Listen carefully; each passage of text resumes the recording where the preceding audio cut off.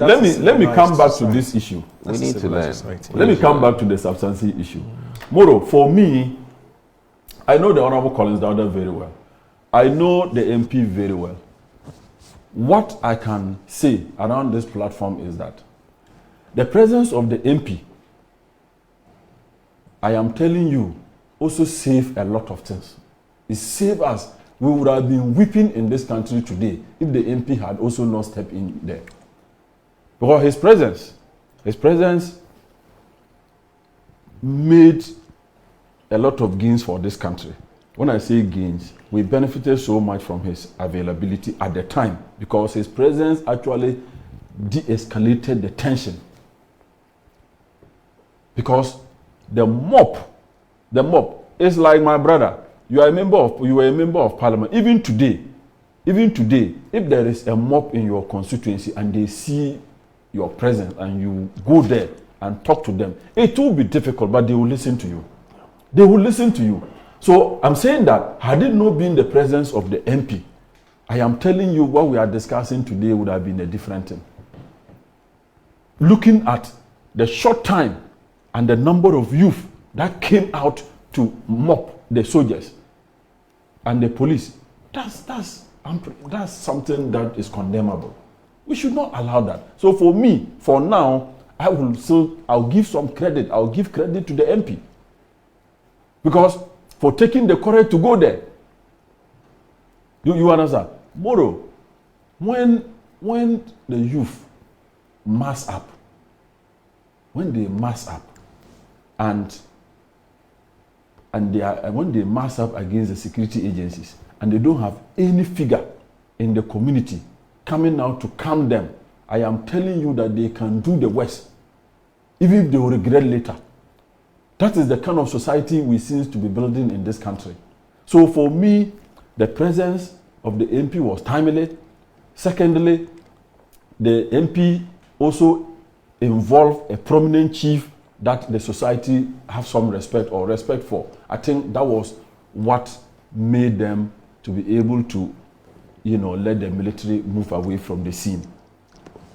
The investigations is welcome. I'm happy the swift actions that is being taken.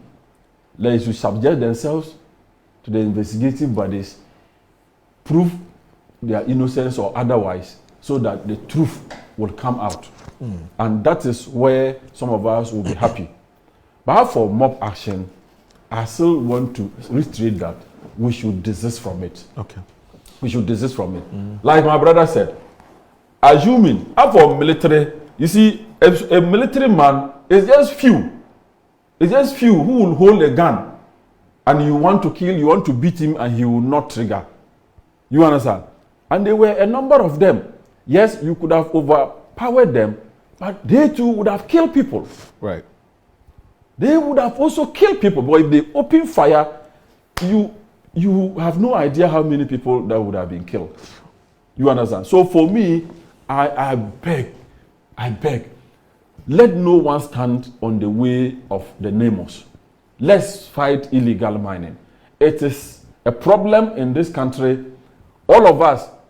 You see, we cannot allow some few individuals because of what they get. Then all of us will be crying one day. Already we are crying. Our waters are bad. So if we still allow this to continue, where is the future of this country? Right. Where are we heading to? Where are we heading forward? So please, I want to say that we shouldn't be quick to call out the member of parliament and especially the two members of parliament. I'm sure had it not been their intervention, it would have been worse than what we saw yesterday. Okay. So let's give them some benefit of the doubt. Let's give them the benefit of the doubt. Let the investigative bodies come out with their investigation. And I know the investigation will be brought to bear. Everybody will see who has played what, who has done what. Maybe we will all praise them at the end of the day for their timely intervention in reversing what would have been so chaotic for all of us. There's even those of us who are moderating programs have a bit of a handicap. as far as access to the full information or gamut of information, you know, with regards to this very unfortunate development, because I see three different sources of information. One which has to do with the NAIMOS team, or let's say the Lands and Natural Resources Ministry people. And then also you have that of the MPs, the two MPs we're talking about, Edward Kwaku Boateng, Esutifi North, and then Collins Dow, Esutifi South. I've heard all of them, giving the account of what happened. Then there's a third one. There's a third one which has to do with Erastus Donko. And Erastus Donko, we all know, has been very passionate about, you know, environment issues, and for that matter, mining, and for that matter, illegal mining. He also has been telling us what he knows about this particular story and what he's picked up. Of course, the natural inclination is to go by what Erastus Donko is saying, because I'm a journalist, he's a journalist too. But because you've just said that we should wait for a proper and full-scale investigations to be established or launched into this matter, maybe we'll have to hold our horses. But we have a number of questions to ask about this matter. I mean, for instance, the first one would be that the MP, Kwekwadu,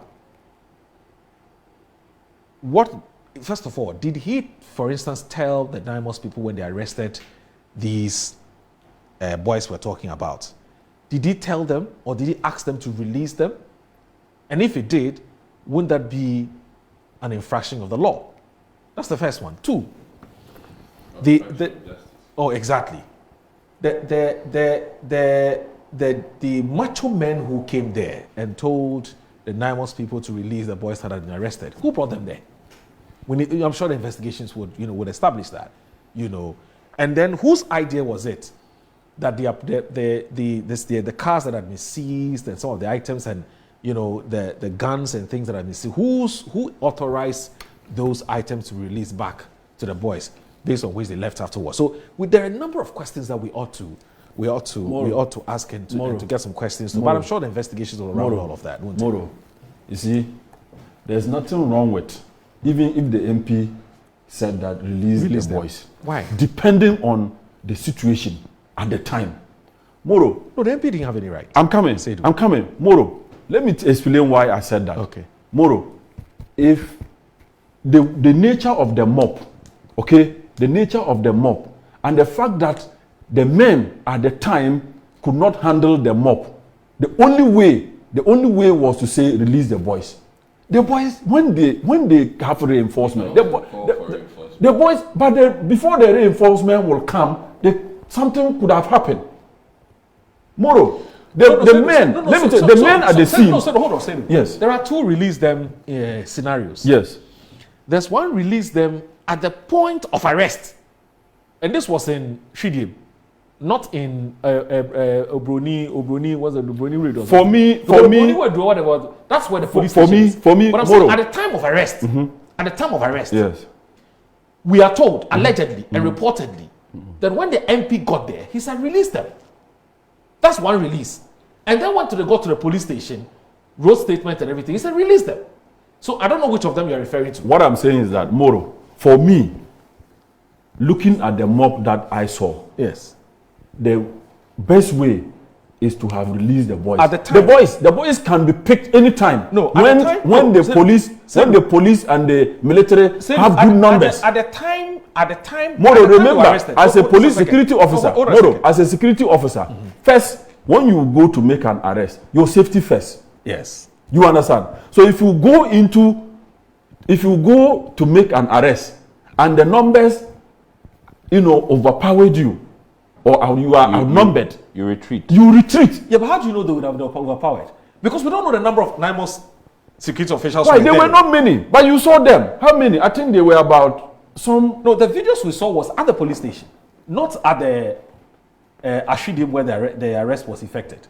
Well, for me, Moro, what I'm trying to say is that I'm looking at the mob I saw, and if anybody, not just even the MP, if any opinion leader were there, even if I were to be the one, I would have advocated that they should let the boys go so that to de-escalate tension, then we can come back and pick them. The boys, they are known. Right. You are particularly, you've also mentioned that somebody drove a Range Rover and came and said that's a site. So it is easier to pick whoever that is operating there. Okay. You understand? For me, the time of the tension and the mob, like this action that we are seeing today, this action, the boys, the community, the youth will not let them pick the boys away. And they were threatening their lives as well. And they were not many at the scene. So it's better they retreat and mobilize them, go back, than for them to, be killed in the mob. That is the point that I'm making. So it wasn't wrong in the midst of the mob for anybody to have said that, please release them to go. Maybe the person was also doing that so that he could save the lives of the officers at the time. But these people can be picked at any point in time. So why do you want to die there? Right. No. So that's the point that I'm making. You understand? So for me, whoever that said that release the boys, the investigation will unravel that. And at what point did somebody say release the boys? The investigation would unravel that. But I think Erastus Asare Donko also didn't do his background well. He immediately tried to castigate or incarcerate the MPs or make the MPs look bad, as if they've actually committed the crime. Just this morning. Yes. Just this morning. Yes. Erastus granted an interview again. He has insisted on what he said yesterday. He said nothing has changed. Well, in all of this. In fact, he said he would be prepared and ready to help with investigations because he has some videos. Well, he'll be invited. I'm sure they will invite him. Yes. I'm sure they will invite him to give whatever information. Yes. They are not arrested. They will invite him to come and give information, what he knows about it. You understand? Okay. Nobody. They will definitely invite him. But for me, honestly, I'm worried. I was just worried about the lives of these young soldiers and then the police officers who I saw at the scene. I was terrified. I was terrified because the boys will not let them go. So the best way is to release those illegal miners, so that they can retrieve and then come back for them at any time. Particularly that they've identified the site owner, the one who is actually operating the site.